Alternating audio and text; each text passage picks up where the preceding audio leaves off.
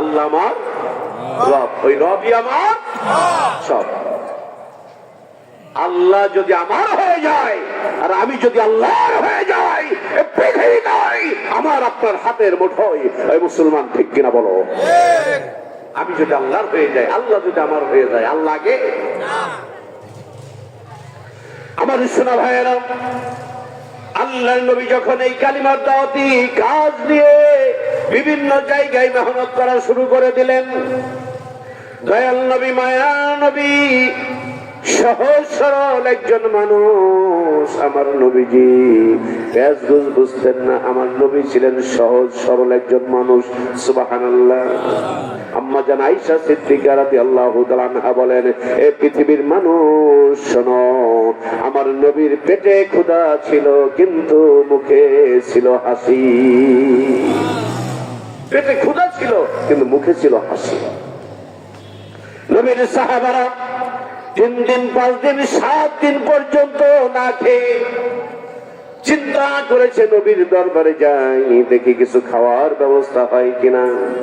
এসে দেখেন নবী বসে আছেন, মাথাটা মনটা বেজার। সাহাবারা বলছেন, ইয়া রাসূলুল্লাহ, বেজার কেন?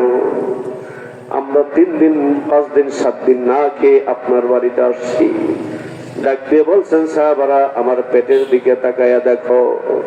আল্লাহর নবীর সাহাবারা বলে, পৃথিবীর মানুষ শোনো, আমি নবীর পেটের দিকে তাকিয়ে দেখি আমার নবীজি ক্ষুধার তাড়নায় এই পেটের মধ্যে পাথর বেঁধে আছে। আমার নবী পাথর বেঁধে আছে। সাহাবারা ডাক দিয়ে বলছেন, ইয়া রাসূলুল্লাহ, এই কি দৃশ্য দেখলাম, যার সিলাই আমার আল্লাহ সপ্তমক আসমান জমিন এত সুন্দর করে সাজাইছে, ওই নবী ক্ষুধার জন্য পাথর বেঁধে আছে, কারণ কি? আল্লাহ নবী ডাক দিয়ে বলে, এ সাহাবারা শোনো, আমি নবী যদি ইচ্ছা করি রে, এই উহুদ পাহাড় মুহূর্তের মধ্যে, একটা সেকেন্ডের মধ্যে আমি ইচ্ছা করলে এই উহুদ পাহাড়টা স্বর্ণে রূপান্তরিত করে দিতে পারি। আমি ইচ্ছা করলে সেটা পারি। এই ক্ষমতা আমার রব, আমার মালিক আমাকে দিয়েছেন। সুবহানাল্লাহ। তারপরেও কেন এত কষ্ট করি জানো?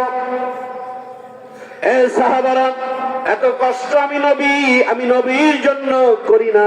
এই প্রতিটা কষ্টের বদলতে হাসরের ময়দানে হাজারো লক্ষ উম্মতদেরকে আমি জান্নাতে নিয়ে যাব। জোরে বলুন না সুবহানাল্লাহ।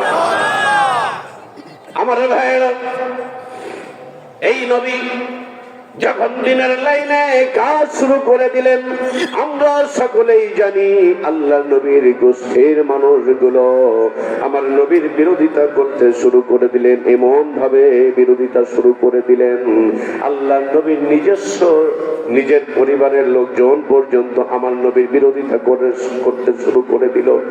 আবু জাহেল বলেন, আবু লাহাব বলেন, উতবা বলেন, সাইবা বলেন, আমার নবীর চাচারা বলেন, সবাই নবীর ছিল একটা মাত্র কারণ, আমার নবীর ঘোষণা ছিল লা ইলাহা ইল্লাল্লাহু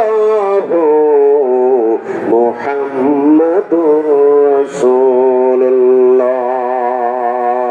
জোরে বলুন না সাল্লাল্লাহু আলাইহি ওয়াসাল্লাম। আওয়াজ করে বলুন সুবহানাল্লাহ।